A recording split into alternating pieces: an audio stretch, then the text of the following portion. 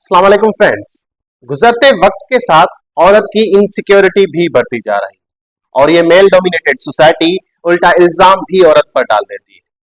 3 साल पहले लाहौर मोटरवे पर एक इंसिडेंट पेश आया जिसमें एक 3 बच्चों की मां के साथ ज्यादती की गई और उसके बाद सीसीपीओ उमर शेख का यह कहना था कि उस औरत को या तो मोटरवे से नहीं जाना चाहिए था, अगर वो मोटरवे से गई तो उसको पेट्रोल चेक करना चाहिए था और उसको या तो फिर जीटी रोड से जाना चाहिए था या फिर रात को उस टाइम निकलना ही नहीं चाहिए था। और आज एक बार फिर 8 अगस्त को एक सिमिलर वाकया कोलकाता में पेश आया है जिसमें एक डॉक्टर के साथ ज्यादती की गई और उसमें भी कॉलेज के प्रिंसिपल संदीप घोष ने यह कहा है कि उस डॉक्टर को रात को 3 बजे सेमिनार रूम में रेस्ट करने के लिए नहीं जाना चाहिए था।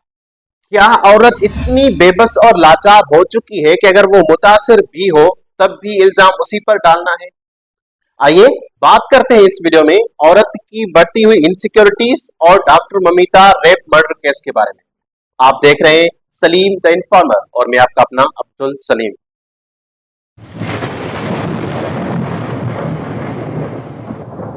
8 अगस्त RG Kaur medical college Kolkata 31 साल डॉक्टर जो कि अपनी 36 घंटे की ड्यूटी पूरी करके डिनर के लिए आती है। डिनर करने के बाद वो अपने घर अपने पेरेंट्स को कॉल करके बताती है कि वो ठीक है, सेफ एंड सिक्योर है। उसके बाद वो सेमिनार रूम में जाती है। वो सेमिनार रूम जो कि उसी बिल्डिंग के 4th फ्लोर पर था, वहां पर रेस्ट करने के लिए जाती है। उसके बाद सुबह 7 बजे उसके पेरेंट्स को एक और कॉल आई और वो कॉल थी उसी हॉस्पिटल के वार्डन की तरफ से और उसके पेरेंट्स को बताया गया कि उनकी बेटी ने सुसाइड अटेम्प्ट कर लिया। और 11 बजे से सुबह 7 बजे के बीच का जो टाइम पीरियड था उसमें एक ऐसा इंसिडेंट पेश आया जिसमें इंसानियत भी शर्मा गई। वो एक ऐसी घिनौनी हरकत थी जिसको यहाँ पर बताया भी नहीं जा सकता। उस डॉक्टर पर जो इंजरीज थी उनको एक्सप्लेन भी नहीं किया जा सकता।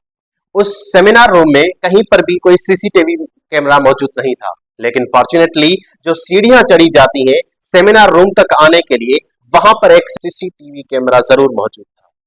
11 बजे से 7 बजे के टाइम पीरियड के बीच में जितने भी लोग उस सीसीटीवी कैमरा में नजर आ रहे थे उन लोगों को इन्वेस्टिगेशन के लिए बुलाया गया।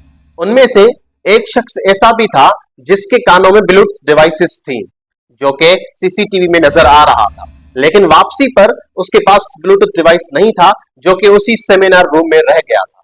जब इन्वेस्टिगेशन हुई और उनके फोन्स के साथ वो ब्लूटूथ डिवाइस कनेक्ट की गई तो उस एक शख्स के फोन के साथ वो ब्लूटूथ डिवाइस कनेक्ट भी हो गई, जिसके बाद पुलिस का शक यकीन में बदल गया और उस शख्स का नाम था संजय रॉय।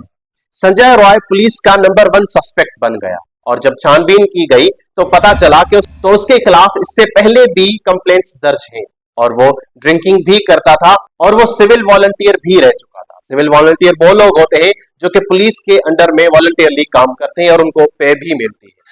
जब उसकी फैमिली से इंटरव्यूज किए गए तो उसकी बहन ने कहा कि ये हमारी फैमिली के लिए एक डिसग्रेस है, मैं उसके बारे में बात भी नहीं करना चाहती। जिसके बाद संजय रॉय ने अपना क्राइम कन्फेस भी कर लिया, लेकिन इसके बाद प्रोटेस्ट स्टार्ट हो गए और प्रोटेस्ट इसलिए स्टार्ट हो गए क्योंकि फॉरेंसिक रिपोर्ट्स के साथ ये किसी एक बंदे का काम नहीं हो सकता था। या किसी को छुपाया जा रहा था, क्या किसी को बचाया जा रहा था। और यहाँ पर एक और कोइंसिडेंस हो जाता है जो कि बहुत शॉकिंग भी था और वो ये इंसिडेंस था कि कॉलेज के प्रिंसिपल संदीप घोष ने कॉलेज से रिजाइन कर दिया और उसको एक और कॉलेज में प्रिंसिपल अपॉइंट कर दिया गया। एक कॉलेज का प्रिंसिपल जिसके कॉलेज में इतना बड़ा हादसा पेश आया उसने रिजाइन कर दिया और दूसरे कॉलेज में उसको अपॉइंटमेंट भी मिल गई, जिसके बाद प्रोटेस्ट और भी तेज हो गए और अभी की सूरत हाल ये है कि संजय रॉय को कस्टडी में रखा गया है और पुलिस की इन्वेस्टिगेशन अभी भी जारी है। इंडिया, पाकिस्तान या फिर बांग्लादेश में आए दिन ऐसे केसेस पेश आते रहते हैं और इसके बाद अगर रिपोर्ट्स देखी जाए तो रूटर्स और वुमेन एंड पीस इंडेक्स की रिपोर्ट के मुताबिक इंडिया एक ऐसा कंट्री है जो कि दी मोस्ट इनसिक्योर कंट्री है वुमेन के लिए, औरत के लिए। और क्रिमिनोलॉजिस्ट्स के मुताबिक ऐसा इसलिए है क्योंकि इन कंट्रीज में रिट्रीब्यूटिव जस्टिस की कमी है और रिट्रीब्यूटिव जस्टिस का मतलब ये होता है कि क्रिमिनल को सख्त से सख्त सजा देना ताकि वो हमेशा के लिए सबक सीख सके।